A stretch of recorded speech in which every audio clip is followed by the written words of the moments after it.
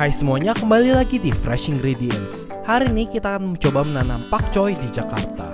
Dan bagi yang baru di sini, selain video urban farming, saya juga membuat video memasak dengan bahan-bahan segar dari kebun saya.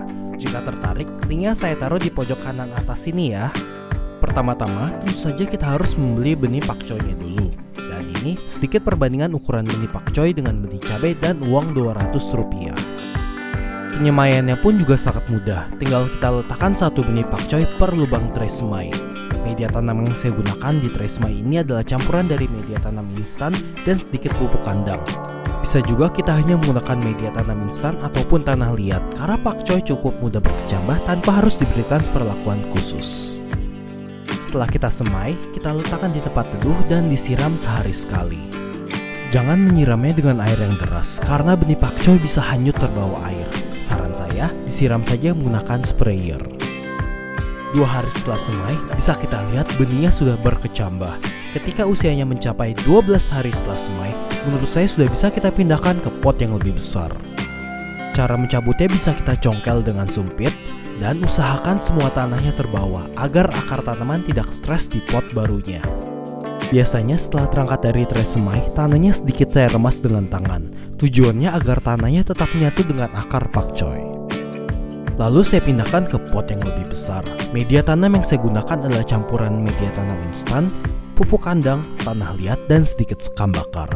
Untuk perbandingannya, biasanya tidak terlalu saya perhatikan. Namun biasanya jumlah media tanam instan atau tanah liat lebih banyak dibandingkan dengan yang lain. Dan ya, akan lebih bagus jika pot ukuran segini hanya kita tanam 1 atau 2 bibit saja. Akan tetapi, karena konsep video ini adalah urban farming, saya mencoba memanfaatkan lahan sempit semaksimal mungkin. Oleh sebab itu, satu pot ini saya isi dengan 3 bibit pakcoy. Setelah disiram, tanamannya saya letakkan di tempat teduh selama 2 hingga 3 hari. Baru dipindahkan ke tempat yang terik, ataupun langsung ke tempat terik juga bisa. Saya sudah pernah mencoba keduanya dan dua-duanya berhasil, pakcoynya tidak ada yang mati. Berikut adalah tanaman pakcoy usia 7 hari setelah tanam. Pertumbuhannya agak lambat ya, dan tidak jauh dibandingkan saat baru kita pindahkan ke pot ini. Di usia 10 hari setelah tanam, saya akan melakukan percobaan dengan memberi pupuk tapi hanya ke pot yang ada tag namanya. Berdasarkan percobaan saya menanam sawi keriting, pot yang diberikan pupuk lebih banyak akan lebih bagus pertumbuhannya. Tetapi berdasarkan percobaan saya menanam butterhead lettuce, pot yang diberikan pupuk lebih banyak, perbedaannya tidak terlalu jauh dengan pot yang diberikan pupuk lebih sedikit. Oleh sebab itu saya penasaran di pakcoy ini seperti apa hasilnya. Berikut adalah tanaman pakcoy usia 16 hari setelah tanam. Dan bisa dilihat perbedaannya tidak terlalu jauh ya. Berikut adalah tanaman usia 30 hari setelah tanam. Kebetulan pot yang kiri sempat jatuh dan pecah, sehingga salah satu tanamannya ada yang mati. Namun biar tetap adil, pot yang kanan saya cabut satu tanaman yang ukurannya paling kecil, sehingga tetap adil dan masing-masing pot isinya menjadi 2 pakcoy.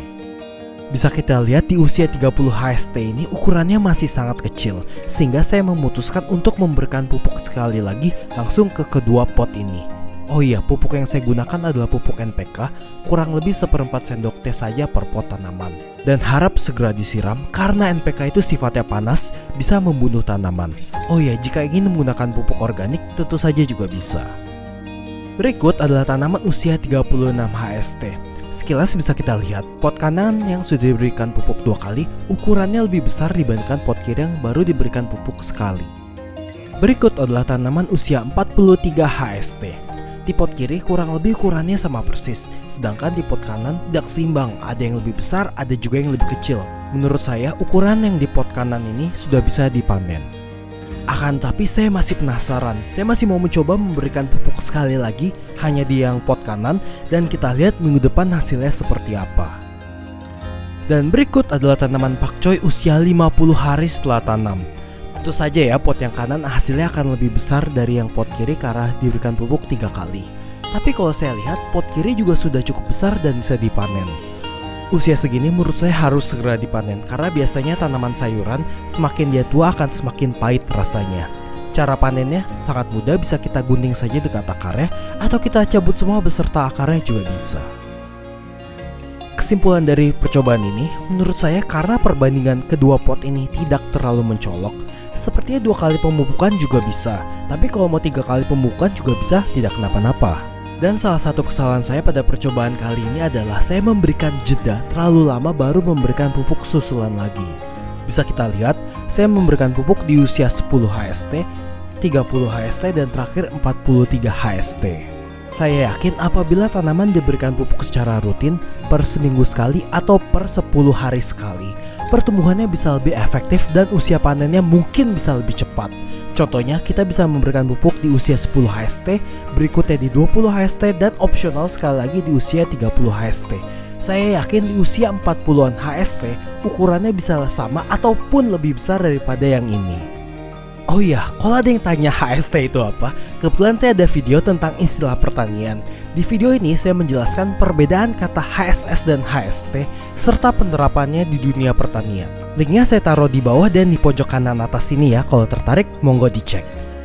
Jika ada yang penasaran pakcoy enaknya dimasak seperti apa, pakcoy bisa kita tumis atau dicampur dengan mie instan, itu juga enak banget.